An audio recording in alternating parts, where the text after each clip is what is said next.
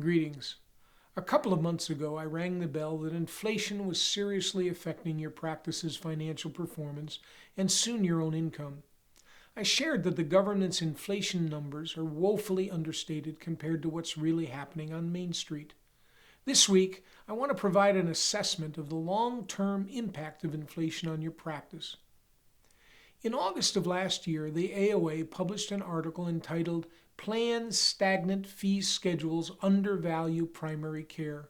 The title is one of the bigger understatements of the decade. Here's why.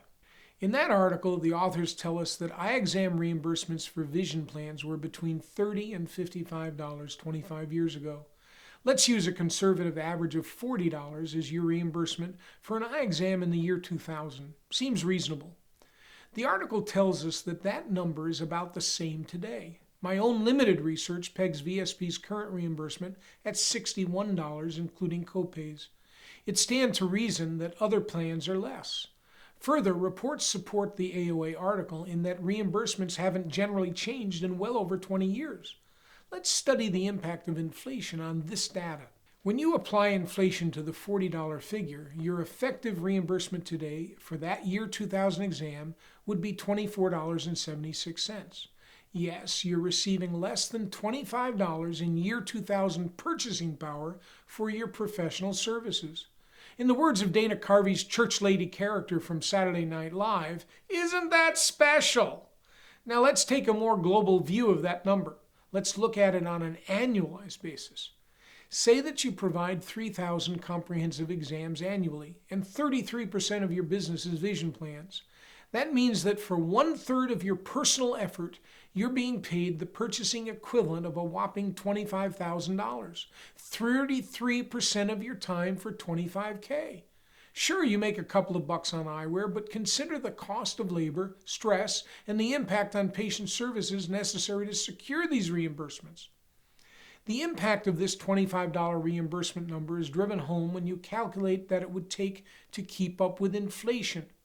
That average $40 reimbursement that you received in the year 2000 has to be $62.53 in order to simply break even on the impact of inflation. As a result, in real terms, on average, it appears that you're down about $50 from where you were at the turn of the century. In recent communications with 10 clients about their VSP reimbursements, I received a few notable comments. One client reported, "At my last contract review, I asked for an increase but was told we don't negotiate."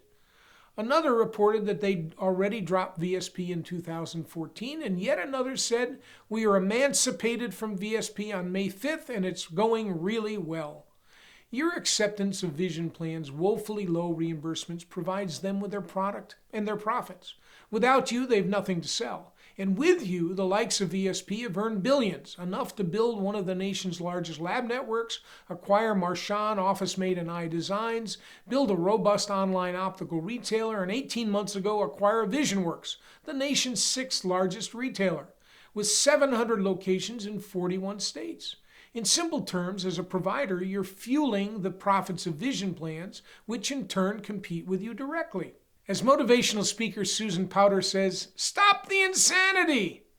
When I speak to optometry students around the country, I often ask them, "What's your most important professional responsibility?" I get all kinds of answers, and then a bit of a gasp when I explain that the number one most important professional responsibility is to be profitable. Without profits, one cannot make the capital investments required to add technology and train staff. This then leads to a degradation in professional services, as one cannot keep up with the standards of care without investment, and investment dollars must come from profit. It's really a pretty simple equation. Further, in my last week's video, I discussed growth. One of my comments was that we all seem to chase revenue without clearly understanding that revenue's impact on profitability. Today, I provided some analysis that clearly indicates that you're simply a pawn in vision plans' dominance of the consumer. I challenge you to really do your homework to better understand the impact of vision plan acceptance on your bottom line, both short and long term. Is it really worth it?